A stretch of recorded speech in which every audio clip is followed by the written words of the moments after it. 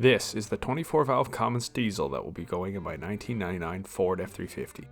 This is a high-output engine out of a 2001 Dodge Ram 3500, making 245 horsepower and 505 foot-pounds of torque from the factory.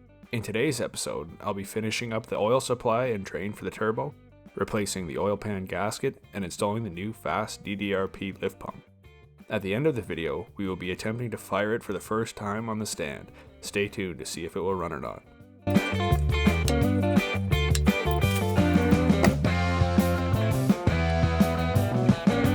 So we got the turbo mounted up here. As you can see, the wastegate's a bit seized up. We'll put some heat to it and see if we can fix it.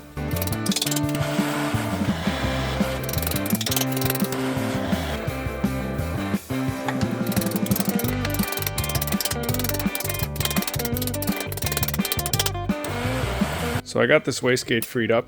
Opens and closes now as it should. So let's move on to the oil drain. For this oil drain, we're going to be using 10 AN line and fittings. So to do a drain line and AN on your turbo, you're going to need a couple fittings first. So this is a adapter from Fleece, just inserts into the block and runs it into 10 AN. And then you'll need an adapter fitting for the bottom of the turbo that runs into 10 AN as well.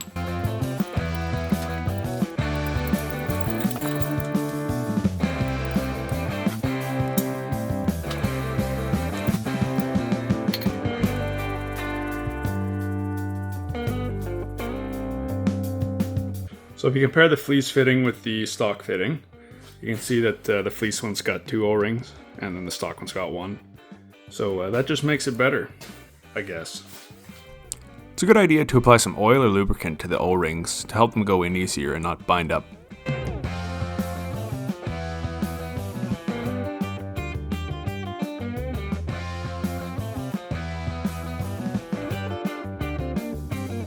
For the fitting on the turbo side, we're just going to make sure our surface here is cleaned up well. You can see there's a bit of gasket material left over, so we'll clean that up and get that other fitting put on. For this, I'll be using a razor blade followed up by a piece of green Scotch-Brite.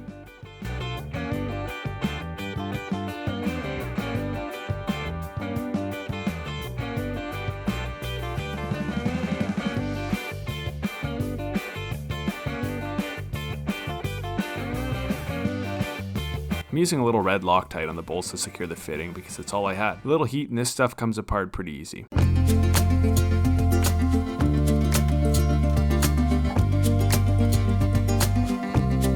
So we got the fitting in the block here, and we got the fitting up in the turbo. Now let's make the line to connect them.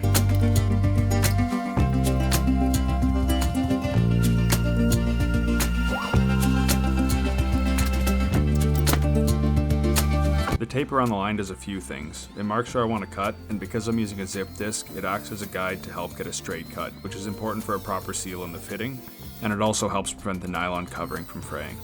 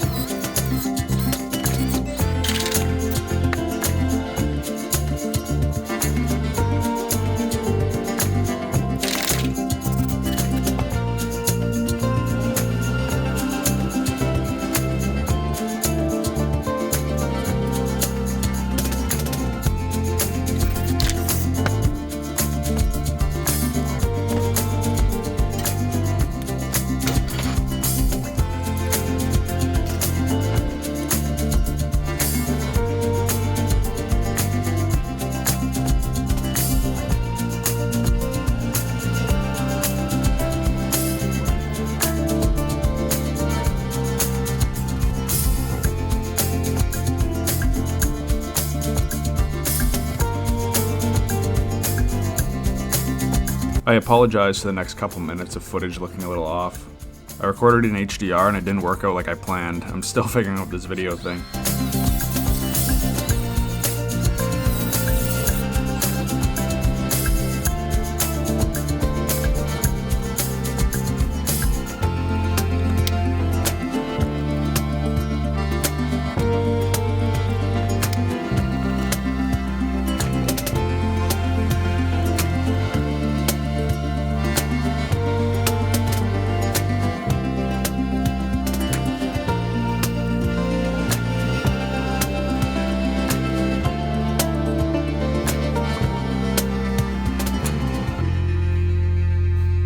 And here we have the finished feed line.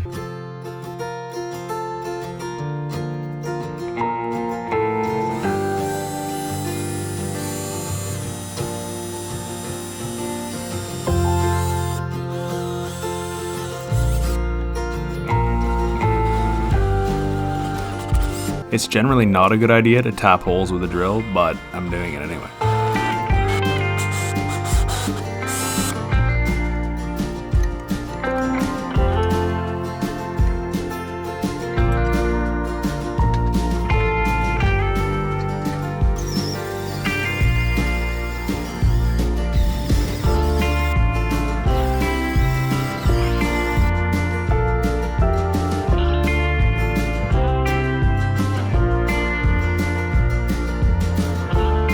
Future me will really appreciate that present me is using anti-seize.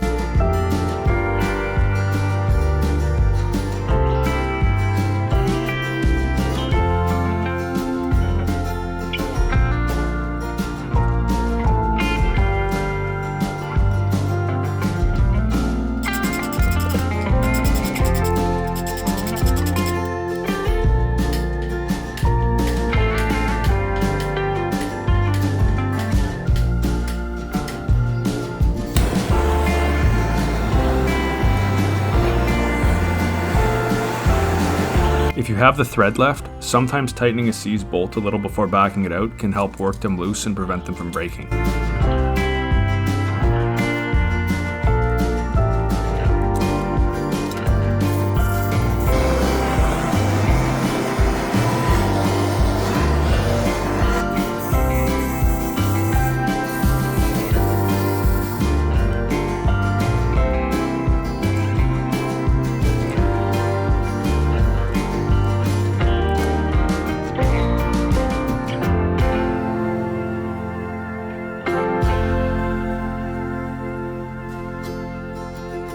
When test fitting the turbo, the longer studs I bought seem to be hitting the exhaust housing, so we'll have to trim them down.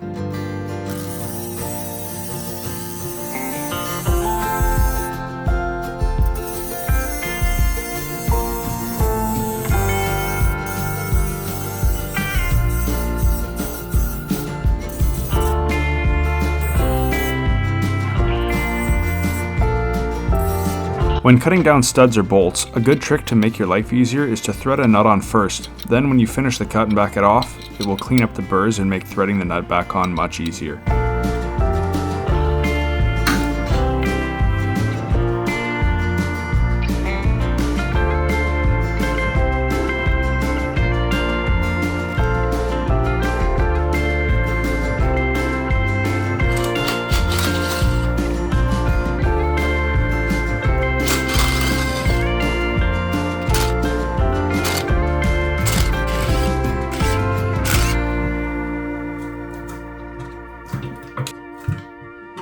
Just in case you cared, there's 36 bolts that hold on the oil pan.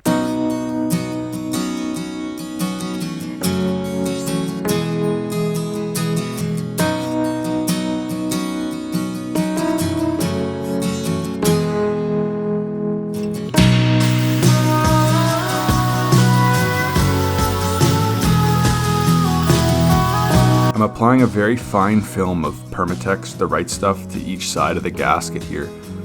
This is just for a little extra insurance, but if you apply too much, it'll squeeze out the sides when you torque the gasket down.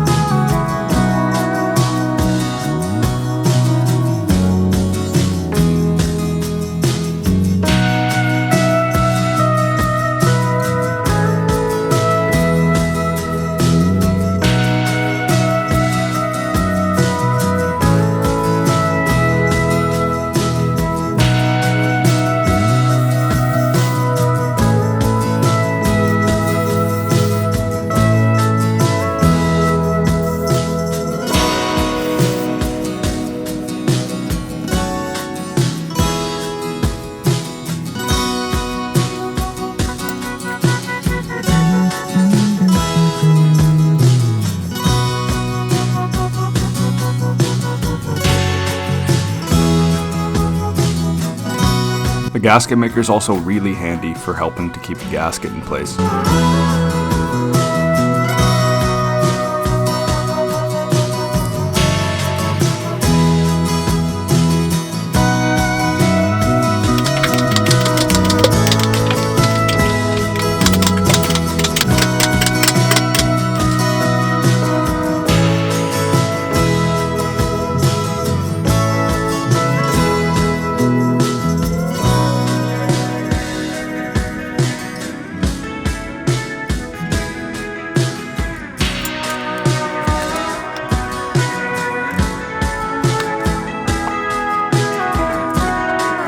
When I purchased this lift pump, I found a place selling a replacement pump without the installation hardware and fuel lines. Then I just sourced my own M12 by 1.5 banjo fittings and mounting hardware. Doing it this way was significantly cheaper than buying the pump with the installation stuff included. So as you can see, I got the freeze plugs out of the block. Now there's supposed to be a 2 1/4 inch freeze plug, and here I have a 2 1/4 inch freeze plug, but as you can see, that's just not going to work.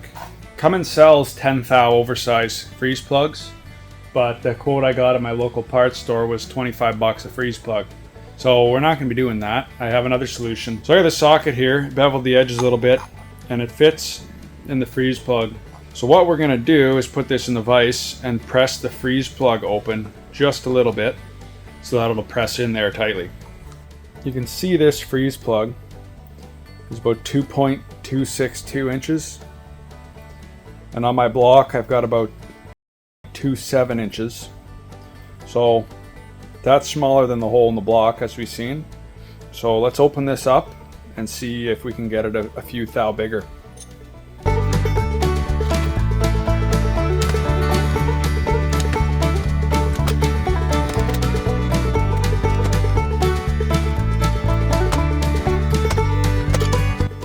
Let's see what we got. 2.32. So that should do nicely.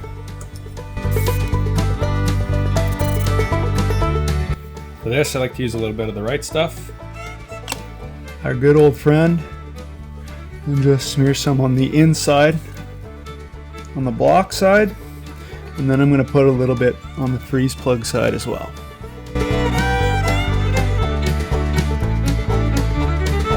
And for the installation of this, I have a very fancy and specialized tool.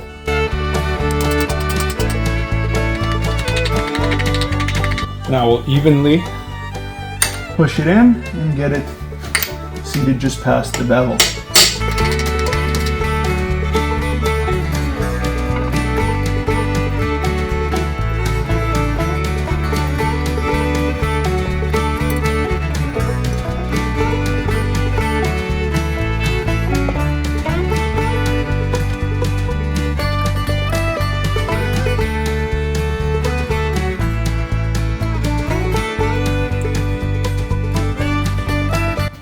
So I got one of these to fire up on a stand.